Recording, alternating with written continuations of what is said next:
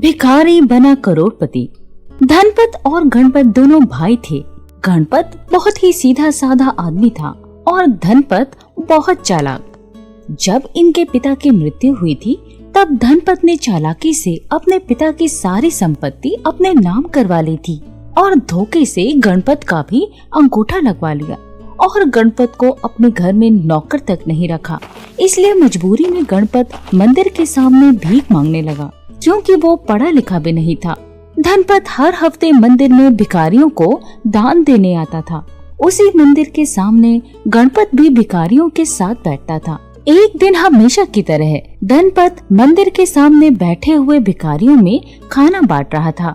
जैसे ही वो गणपत के नजदीक आया तो गणपत ने मुंह फेर लिया और खाना नहीं लिया। अरे अब ले भी ले, क्या पता कोई दूसरा महान दानी कब भीख देने आएगा, तब तक तो भूखा ही रहेगा क्या। गणपत ने ये सुनकर धनपत को घूर कर देखा और धनपत हंसते हुए आगे बढ़ गया। फिर सबसे पहले वाला भिखारी भूरा गणपत के पास आया और बोला, भाई मैं हर हफ्ते तुझे देखता हूँ, जब भी ये आदमी यहाँ भीख देने आता है तो ऐसे ही मुंह फेर लेता है। तेरा कोई लफड़ा है क्या इस सेठ के साथ? वो सेठ मेरा भाई है। ये सुनकर भूरा जोर जोर से हंसने लगता है और कहता है, मैं समझ गया, तेरे ऊपर का माला खाली है, तू पागल है और कोई वजह नहीं है। गणपत उसे घूर कर देखता है। उसे देखकर भूरा बोला, तो सच कह रहा है, चल ठीक है, बुरा लगा तो माफ कर दे, चल पूरी बात बता। ये सुनकर भी गणपत ने कुछ नहीं बताया।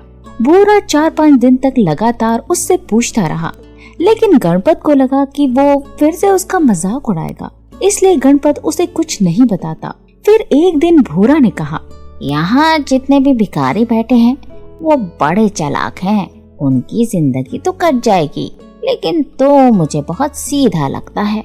फिर भूरा एक चीज गणपत को देते हुए कहता है, मेरे पास तेरे लिए मस्त सलूशन है, पर तू मुझे बात बताएगा तभी मैं तुझे बताऊंगा कि इस जिंदगी से तुझे कैसे निकलना है। गणपत ने उस चीज को देखा तो वो हैरान रह गया, क्योंकि वो एक सोने का सिक्का था। उसने भूरा से कहा, ये तेरे पास कैसे? तू चोरी करता है?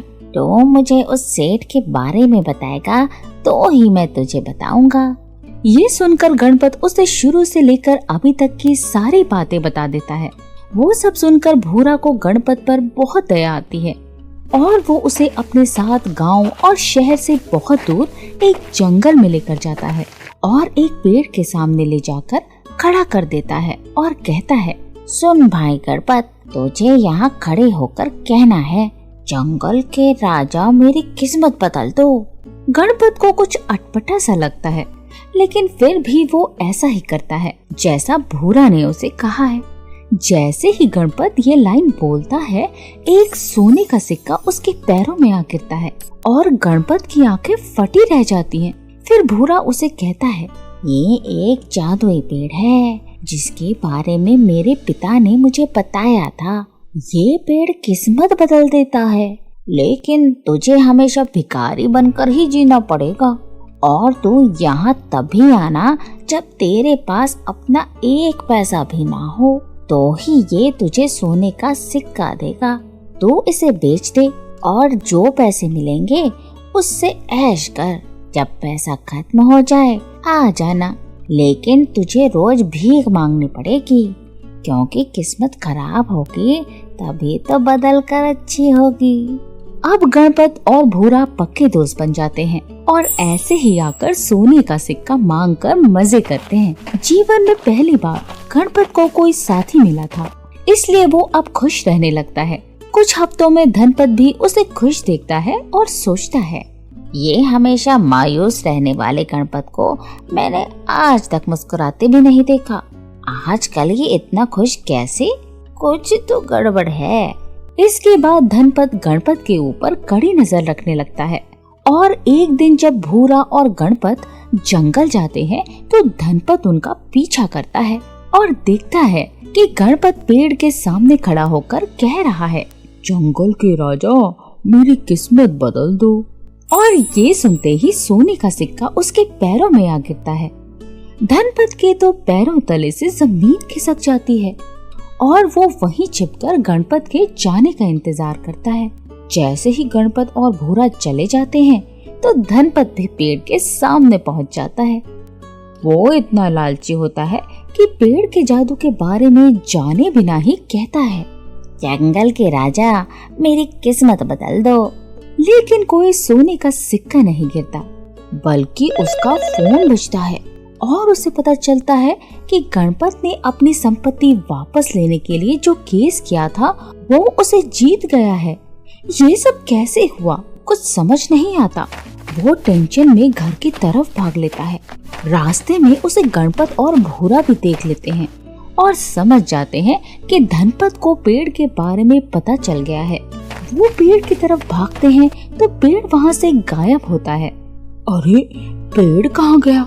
मेरे पिता ने बताया था कि अगर कोई अमीर आदमी यहाँ आकर किस्मत बदलने की बात बोलेगा तो वो गरीब हो जाएगा और उसका बुरा करने के पश्चाताप में पेड़ हमेशा के लिए गायब हो जाएगा। उधर जब धनपत घर पहुंचा तो देखा कि उसके घर में भीड़ जमा है और वहाँ आग लगी है। उसकी तिजोरी जहाँ उसका पैसा और सारे गहने रखे थे वो जलकर राख हो गई है। फिर उसे खबर मिलती है कि उसकी फैक्ट्री में बहुत बड़ा लॉस हुआ है। धनपत तो माथा पकड़कर बैठ जाता है। इधर गणपत को उसके हिस्से की आधी संपत्ति मिल जाती है और वो करोड़पति बन जाता है। अब भूरा को भी वो अपने साथ रख लेता है और दोनों मिलकर काम शुरू करते हैं। इधर धनपत की बची हुई संपत्ति उसकी फैक्ट्री के कर्जदारों का कर्ज चुकाने में लग जाती है और वो दिवालिया हो जाता है। अब वो सोचता है कि काश उसने लालच में आकर पेड़ के सामने वो लाइन न बोली होती और पहले अच्छे से जांच पड़ताल कर लेता तो आज वो भिखारी न बनता और उसका भिखारी भाई करोड़पति न बनता। लेकिन अब पछताए होत क्या जब चिड़िया चुग गई खेत।